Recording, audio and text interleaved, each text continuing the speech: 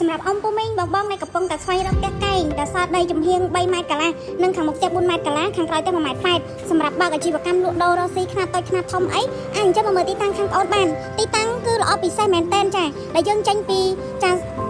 ផ្លូវជាតិលេខ4មកចូលតាមច្រកខ្លងវាវត្តស្មុនពេជ្រតាមតិចទេមកដល់ទីតាំងផ្ទាល់ហ្មងជាប្រភេទផ្ទះ2បន្ទប់គេង3បន្ទប់ទឹកសម្រាប់ទីតាំងល្អពិសេសមែនតែននៅជាប់នឹងផ្លូវបំបីជា4ចានៅគៀកនឹងសាលាបញ្ញាសាស្ត្រហើយយើងចុះតាមពីផ្លូវរត់តាមតិចទេមកដល់ទីតាំងនេះផ្ទាល់ហ្មងសម្រាប់ទីតាំងដែលនៅជាប់នឹងចាតំបន់សេដ្ឋកិច្ចពិសេសចាទីតាំងល្អខ្លាំងមែនតែនហើយសម្រាប់លក្ខខណ្ឌបងចុះមកមើលទីតាំងឆ្លាញ់ចាចូលរួមមុនត្រឹមតែ$5000មានសិទ្ធិខ្លាចជាម្ចាស់ផ្ទះកែងនេះបានភ្លាមៗហ្មងអញ្ចឹងកុំឲ្យចាខាត់ពេលយូរចាបង្វែរអារម្មណ៍ពុកម៉ែបងប្អូនទាំងអស់គ្នាទៅមើលទស្សនវិជ្ជាខាងក្នុងផ្ទះតជាមួយបងប្អូនទាំងអស់គ្នាចាសម្រាប់ខាងមុខផ្ទះនេះ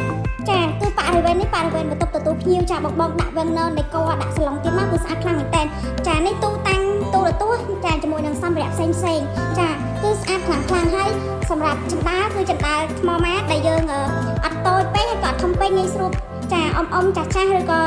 កូនក្មេងតូចអីគាត់ងាយស្រួលចុះឡើងចាហើយនេះគឺជាបន្ទប់តាក់ជាន់ក្រោមចាជាប្រភេទបន្ទប់តាក់កាច់ធំទូលាយដូចគ្នាអញ្ចឹងយើងមកមើលខាងនេះចាគឺបន្ទប់ផ្ទះបាយចាធំទូលាយខ្លាំងមែនតើណាបងទាំងអស់គ្នាចាហើយគឺមានកន្លែងចាស្បៃដាក់ទូទឹកកកចា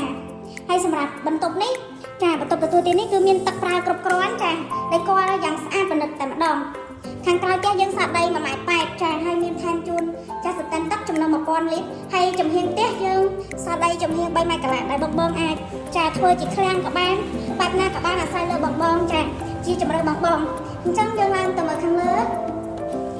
យើងមានពីរបន្ទប់ចាបន្ទប់មេគ្រួសារនិងបន្ទប់ស្ម័គ្រចិត្ត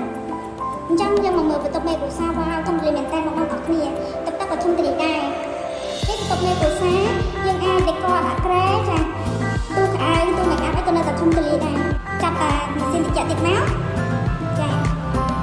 ញ្ចឹងយើងទៅមើលបន្ទប់សម្រាប់ទឹកគ្រួសារទាំងគ្នាទឹកធំទូលាយចាបងដេក័រដាក់គ្រែដាក់ចំណងមកក៏ស្អាតអញ្ចឹងបើសិនជាបងមានសំណួរចំណល់អាចឆាតសាកសួរបងនៅក្នុង page ឬ call មកកាន់លេខទូរស័ព្ទដែលបងដាក់នៅលើ caption ខាងលើ3ប្រព័ន្ធបងនឹងផ្ដល់ព័ត៌មានជូនបងភ្លាមហ្មងអញ្ចឹង